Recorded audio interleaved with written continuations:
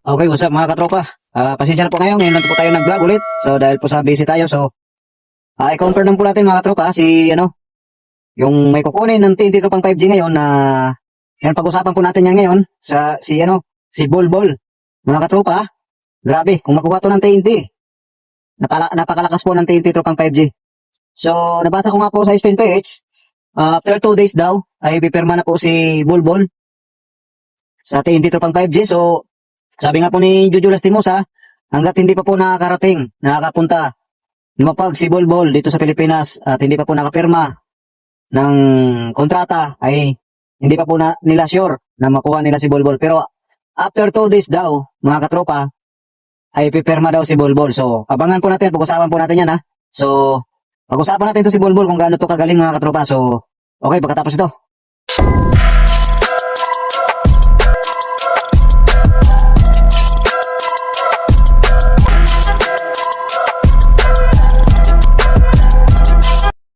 Okay, what's up mga katropa? Hindi ko na po ito patatagalin. Pag-usapan na po natin ng ating paparating na import na si Bolbol. Yaw. Veteran sa NBA ito mga katropa, pero 26 years old lang siya. So, naglaro po siya sa Denver, sa Phoenix Sun, sa Orlando Magic ba yun? Yan.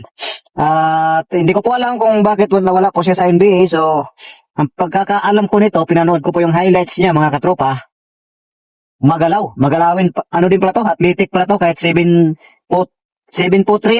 ang height niya, Bulbul. Pero ang laruan niya mga katropa, ay hinahan tulad kay Wembiyama. Alam ko, kilala niyo si Wembiyama mga katropa. Ganun po ang laruan ni Bulbul. So kung pipirma man ito, sa TNT Tropang 5G, mapapirma man nila ni Coach Chot Reyes at ni Coach Jolas, team manager ng TNT. Grabe, napakalakas ng TNT Tropang 5G. Wala na. Kumbaga sa finish na agad. Champion na agad TNT dito, mga katropa ha. Kasi si RSJ, maliit ka lang po yun, pero magaling, athletic. Ito pa kaya na 7'3". 7'3" ang height, athletic, may tira sa labas. Napaka-dominante nito. Pero payat lang siya mga katropa, pero grabe shot blocker, magaling dumipensa, hindi mo pwedeng iwanan sa labas. Kasi may tira sa labas eh. So, lahat na po sa kanya. Parang Wembiyama po, mga katropa. So, hingi muna ako ng sa inyo mga katropa. Pa-like and share po natin sa ating mga katropa. At subscribe na po na rin ninyo ang ating YouTube channel. So, mga katropa. So, abangan po natin to si Bolbol, mga katropa. Yung talagang, yung nga po, sabi ng Spin PH, mga legit source ng PBA Sports, ay nabasa po natin na after 2 days ay lalapag po si Bolbol dito sa Pilipinas at pipirma po ng kontrata. This kind import Commissioner's Cup ng PBA. So, yun nga po, sabi po ni Jojo Lastimosa, hanggat hindi daw po nakalapag si Bolbol sa Pilipinas, mga katropa, at hindi pa nakapirma ng kontrata ngayong Commissioner's Cup import ng TNT, ay huwag po muna tayong magsaya, mga TNT fans. So, pero 95%, 99% na pipirma na po yan kasi nag-uusap na po sila, nakapag-uusap na po sila. So, abangan po natin yan after 2 days. So, yan.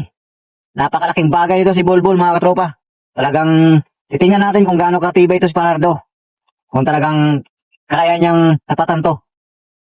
Kasi pang all Filipino na to si Pardo talaga ang SMB. Kasi pagka Commissioner's Cup and Governor's Cup, wala ang SMB. Kulilat yan kasi si Pardo, pag natapatan ng mga malaking import, nakahit niya, wala. Sablay din si Pardo eh. Yan ang kahinaan ni Pardo. So, sa all Filipino kasi, dinodomina niya kasi wala siyang katapat na malaki. So, ngayon, mata-challenge si Pardo talaga nito. Diyan masusubukan ang tibay niya. Diyan masusubukan ang galing niya. So, yun. Pinanood ko nga po ang highlights nito. Grabe maglaro to si Bolbol, mga katropa. Nag-average po to si Bolbol, mga katropa, sa NBA ng 9 points per game and 3.5 rebound per game. And may steal pa yan. And mga blocks niya, mga katropa. So, mantakin mo sa NBA yun ha. Mantakin mo dito pa kaya sa PBA. Grabe yung dominante yan. So, abangan po natin to mga katropa. Grabe, napakaganda nito. Excited na akong panoorin to. Ang team natin 23.5G. So, yung nga po no, natalo po nga po tayo sa PBA Finals Philippine Cup. So, okay lang po kasi kulang po talaga din tayo sa tao. Walang Castro, walang Pugoy. So, baka next year, pwede na po. This year, baka kaya na po natin. Basta healthy lang po talaga lahat ng 23.5G. Kalaro si Castro, tsaka si Pugoy. Healthy lang po sila. Napagod po kasi si Optana doon mga katropa. So, yun lang po ang ating update ngayon ha. Abangan po natin mga katropa si Bulbul. Marami na nagsabi na mabagal daw si Bulbul. Payat daw. Bad comments ka agad eh. Mga inggitero talaga eh. So, yun lang po. Maraming salamat sa inyong panonood. God bless. Ingat po tayong lahat. Bye-bye. Your red lips and funky beat, you better hold your head up to the sky. I'm gonna roll with you till the day I die.